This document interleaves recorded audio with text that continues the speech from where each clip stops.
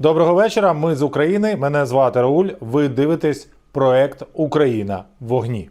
На 41-й день войны я вынужден констатировать, что в России окончательно сформирована новая реальность. Она хорошо передана картиной русского художника Васи Ложкина, который еще в 2009 году весьма реалистично описал нападение России на Украину и победу Украины. Я не идеализирую Василия, я не знаю его позиции о войне в Украине. Я не знаю, признал ли он вообще вторжение. Но вот эта вот карта, где вокруг одни враги и ничтожества, это та реальность, в которой уже практически 20 лет живет население России, а теперь и ее власть, которая отравилась своей же пропагандой. И мечты этой власти и народа очень просты и понятны каждому гражданину. Ее Василий тоже изобразил очень доходчиво. Поэтому мы должны понять, что это иная реальность с иными людьми. На данный момент их нельзя спасти, потому что они не хотят никакого спасения. Все, что остается, фиксировать ужас происходящего и не давать этой инфозаразе распространяться по всему миру. Вчера российское издание «Медуза» опубликовало выдачу по поисковому запросу «Буча» в Яндексе и в Гугле. У первого с городом все отлично. На втором реальное разрушение. Как вы думаете, кому верит рядовой россиянин? Правильно, национальному поисковику фейков. Яндекс тоже не всегда был таким, но там сидят обычные алчные ссыкуны и халуи, с которыми справилась обычная базарная пропагандистка по фамилии Симонян. Яндекс мне выдает, я прямо сейчас тебе скажу, что мне выдает Яндекс. Вот просто зачитаю. Первая ссылка. Бывший российский вице-премьер уверен, Путин сошел с ума. Вторая ссылка. Шендерович. Россия проиграла войну, Россия проиграла все, России, собственно говоря, нет. Забиваю по поиску Корнилов. Первая ссылка. Шендерович. Россия проиграла войну, Россия проиграла все, России, собственно говоря, нет. Вторая ссылка. Бывший российский вице-премьер уверен, Путин сошел с ума.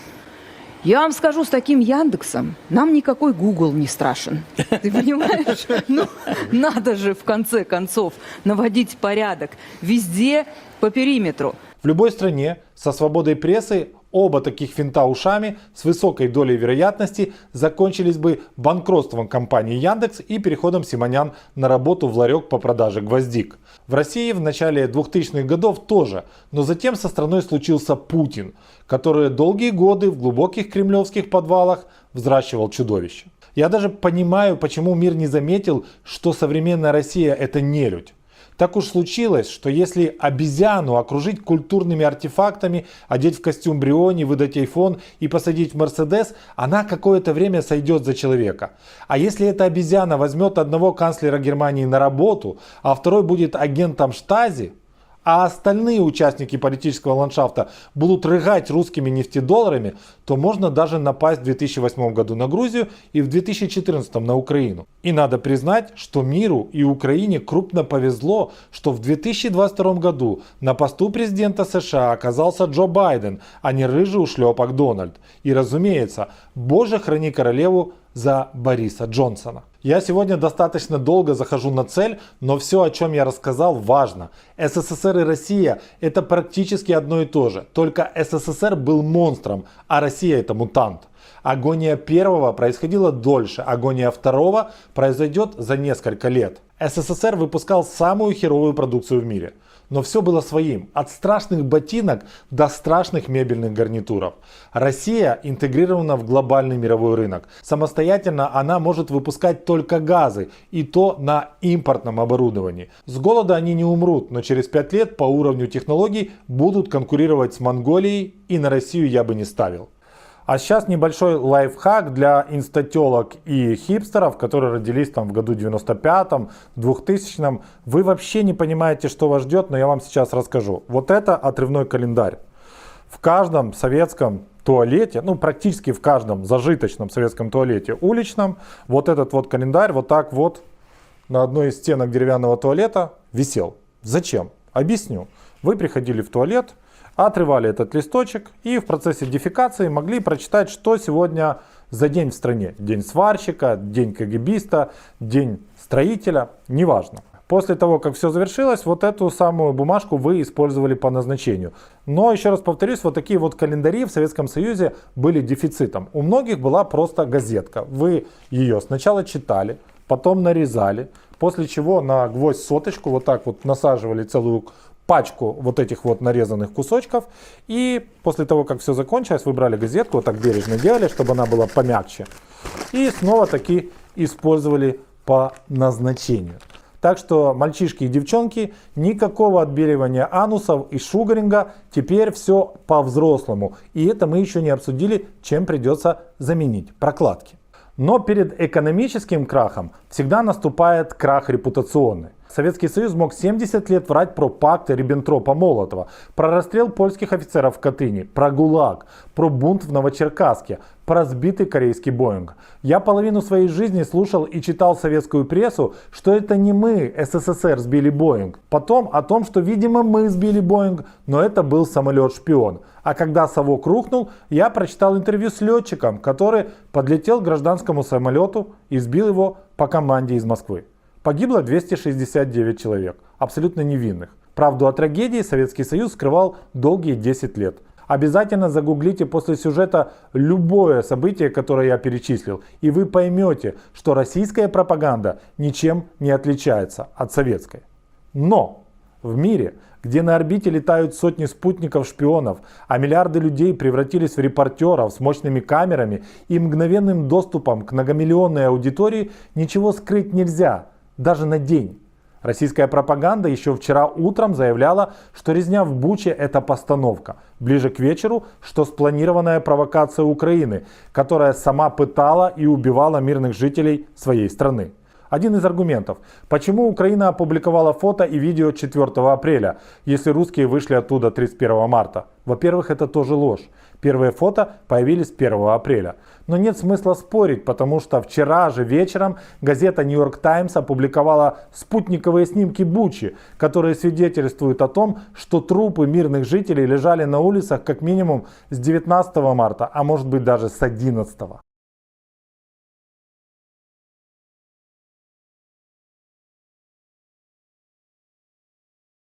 А ведь будут еще сливы фото и видео самих убийств. Потому что я на 100% уверен, что военные преступники все снимали и обязательно похвастаются своим знакомым и родственникам. Хакеры и спецслужбы тоже не спят. Почтовое отделение Беларуси уже слили все данные русских мародеров, которые отправляли награбленное. Например, в Уссурийск. Алло, Да. Николай Николаевич, здравствуйте. Компания СДЭК по поводу вашей отправки в Уссурийск. Мгм. Там дело в том, что возникли проблемы с доставкой, возможно, задерживается. Вам смс-ка должна была прийти. Ну ладно. Ну ничего, все хорошо. А что случилось? Ну, понятно. Ну, я ничего не было такого. Ну, понятно. Как это не было? Ну, а где вы взяли эти запчасти кондиционера? В смысле? Ну, в прямом смысле. У вас имеются чеки о приобретении? Не понял. Степанов, мы вырежем тебя и всю твою семью. Тебя и твоих подельников. Ты понял, пи***ц? Ты от ответственности не уйдешь. А теперь я обращаюсь к мародерам, убийцам, палачам и их семьям. Уже в ближайшее время в Украине будет создан трибунал и специальные подразделения, которые будут исполнять приговор независимо от гражданства, места проживания и юрисдикции преступника. Слышали про фонд Визенталя, который до сих пор находит настоящих нацистов и привлекает к суду? Так это всего 10%, остальных просто убивали по всему миру. Еще почитайте про спецоперацию «Гнев Божий» и что случилось с террористами, которые убили еврейскую сборную на Олимпиаде в Мюнхене в 1972 году. Украина уже знает номер части, которая оккупировала, убивала и пытала людей в Буче. Мы знаем имена командиров. У нас есть списки личного состава и ваши фотографии. Никакой Хабаровский край вас не спасет. Снисхождение может быть лишь к человеку, который первым свяжется с украинскими спецслужбами и даст свидетельские показания против преступников. Важное уточнение. Украинцам абсолютно наплевать, что думают сами россияне по поводу зверств их солдат в Буче и в других городах и селах Украины. Нам не нужно никому ничего доказывать. Весь мир увидел эти военные преступления. Мы не нуждаемся в вашем сочувствии или извинениях. Просто выдайте нам преступников. А теперь новости еще об одних бесславных ублюдках – кадыровских тиктокерах. И если вчера они по давней традиции вели неравный бой со светофором, 3 на 1 невооруженного светофора, то сегодня они чинят форменную расправу над жалюзями.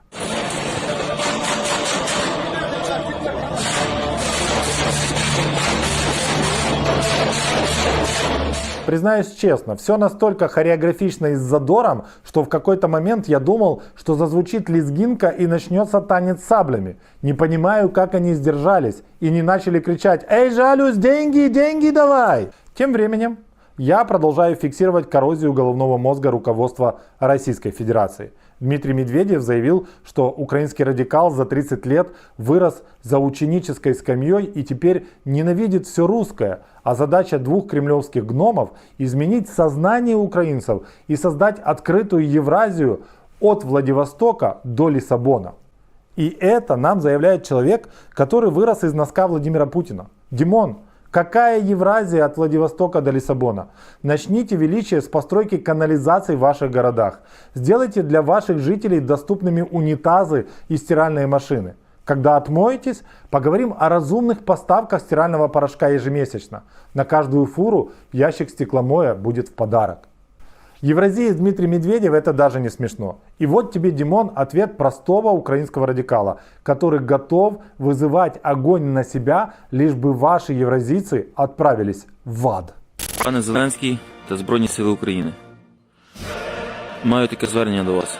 Якщо русські окупанти прийдуть в наше містечко і на цій землі в мене на подвір'ї буде стояти техніка окупанта, люба техніка окупанта, і навіть якщо я буду в себе в хаті, я даю згоду на те, щоб ви роз'єбошили цю руську падлу на моєму подвір'ї.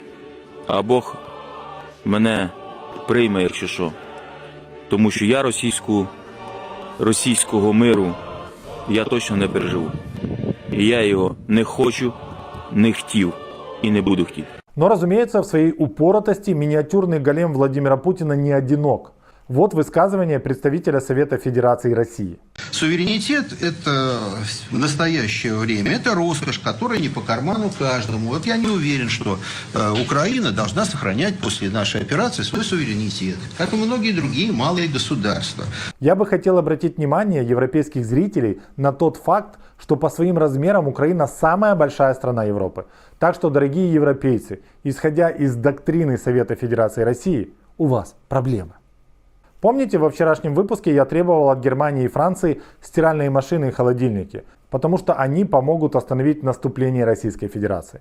Друзья, нам нужны еще и ноутбуки, желательно Apple. Оказывается, русские космодесантники используют их как бронежилеты, и я абсолютно не шучу. Пацаки, блядь, ебать, блядь, бомба, нахуй. Думав, я зараз собі з мародьорів пластину сепарську броніка, блядь. Витягую, блядь, з броніка пластину витрушую, блядь. Вона, короче, от така, думаю, якась вона двойна в них пластина, блядь, інтересно. Перевертаю на другу сторону. А це ніхуя не бронік. Йоу, історія з броніком не закончилась. Пішов я, блін, сфоткать таки, блін, що це все-таки, блін, сепарський. Він віддвигає я сепарський, щоб поки видно було піксель їхній, блядь. От він, сука. Перевертаю я його, а там, сука, два. Він цього лептопа, блін, цього взяв чи макбука, блін, і айпада. От так, блін, ребята, но у нього прилетіла пулька. От так завоювателі завойовують. От тако. Ніколи не можна бути такими п***цями, як вони. На цьому все. Російська Федерація буде зруйнована. Перемога буде за нами. Слава Україні!